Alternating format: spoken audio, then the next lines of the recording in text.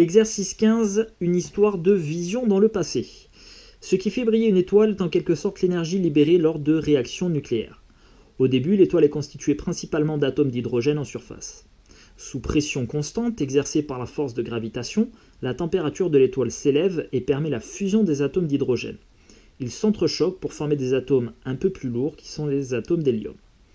Lorsqu'il n'y a plus assez d'atomes d'hydrogène, la force de gravitation élève encore un peu plus la température de l'étoile pour permettre la fusion des atomes d'hélium récemment formés. Alors c'est relatif, récemment, parce qu'il y a pas mal d'années qui se sont passées depuis.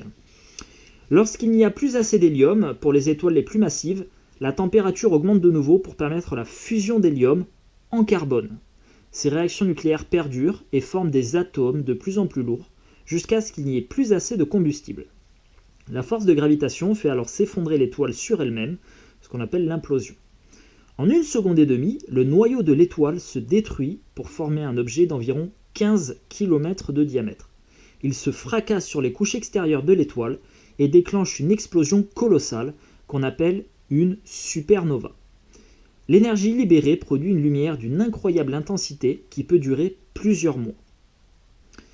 Le 23 février 1987, plusieurs équipes de recherche ont observé pour la première fois à l'aide de télescopes le rayonnement d'une supernova appelée SN 1987A.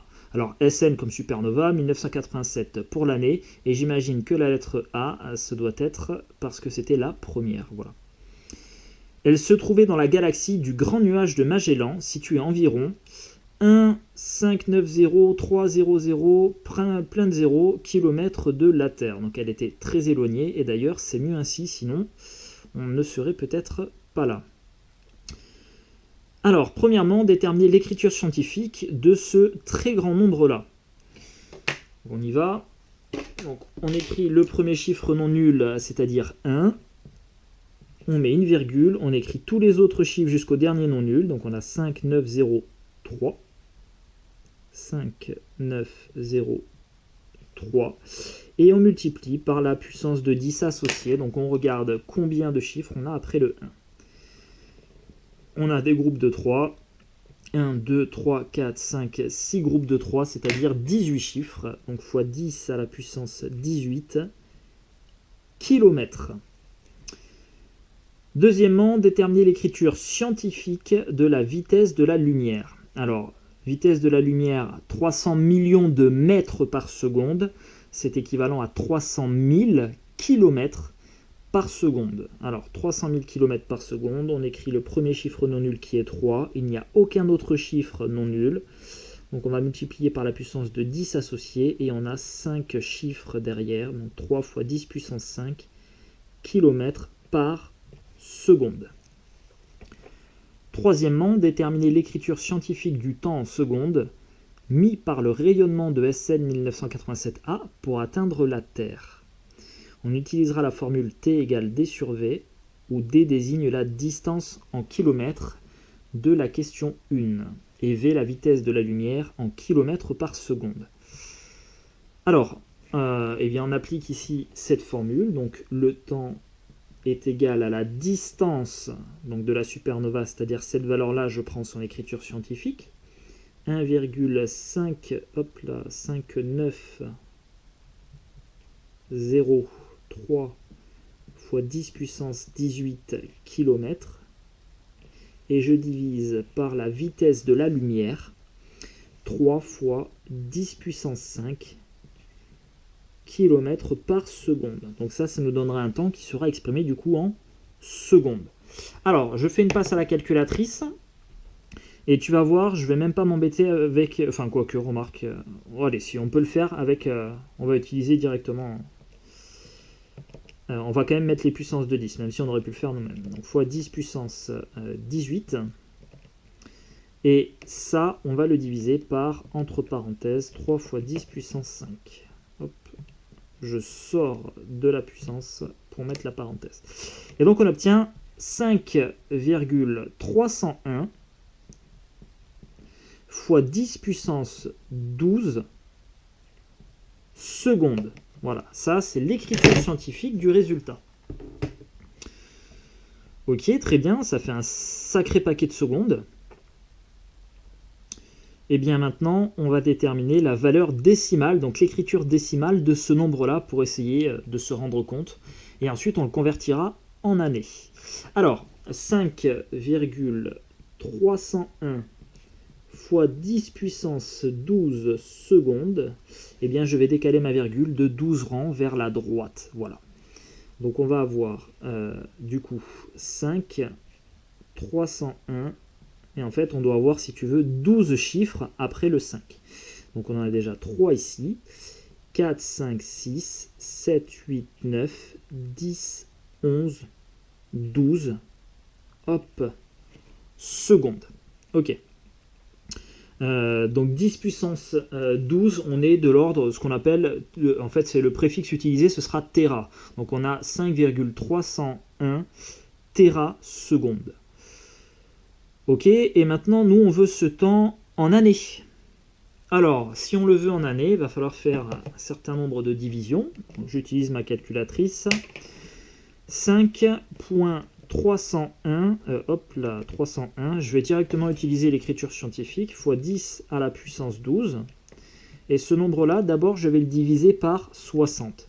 Si je le divise par 60, ça me donnera le nombre de minutes, parce qu'il y a 60 secondes dans une minute. Donc en le divisant par 60, j'ai des minutes. Si je veux passer à des heures, je vais encore diviser par 60, puisqu'il y a 60 minutes dans une heure. Ensuite, si je veux le nombre de jours, je vais diviser par 24, puisqu'il y a 24 heures dans une journée. Et maintenant, si je veux en années, c'est ce qu'on me demande, eh bien je vais diviser par... Alors, 365 si tu veux, je vais essayer d'être un peu plus précis en prenant 365,25, puisque si je prends en compte les années bissextiles, en gros, une année, ça fait 365 jours plus un quart de jour, c'est-à-dire 0,25. Voilà. On lui demande combien ça fait, et là, il nous retourne donc ce nombre-là. On nous demande d'arrondir à l'unité. Donc, on va avoir 167 979, si on arrondit à l'unité. Donc, environ égal à 167 979 années.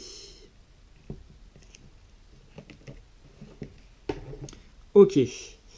Cinquièmement, que représente ce temps pour la supernova? Alors à quoi ça rime tous ces calculs-là et cette valeur-là?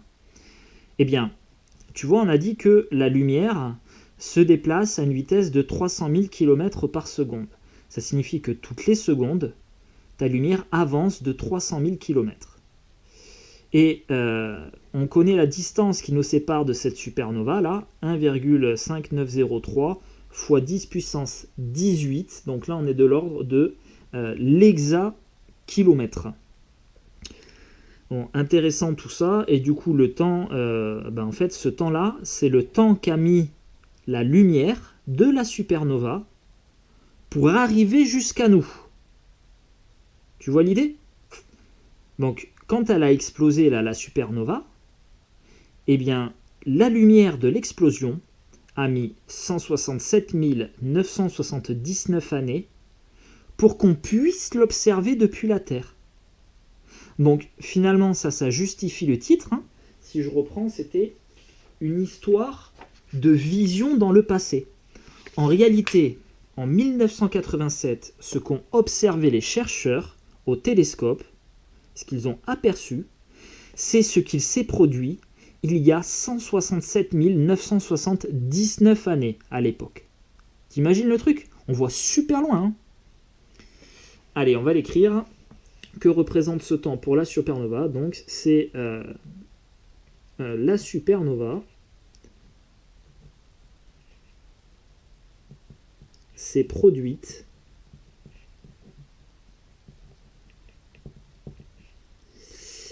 il y a environ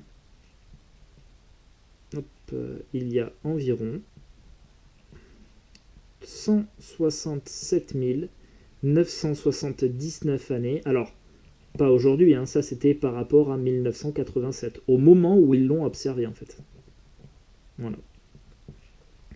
Donc on a réussi à observer ce qu'il s'est produit il y a plus de 167 000 ans, presque 168 000 ans. Par rapport à 1987. Ok, et c'est pour ça que quand tu regardes, si tu veux, très loin dans l'espace, en réalité, ce que tu observes, c'est ce qui s'est produit il y a eh bien, un certain temps déjà. Hein. Il est impossible de voir finalement dans le présent. Ok,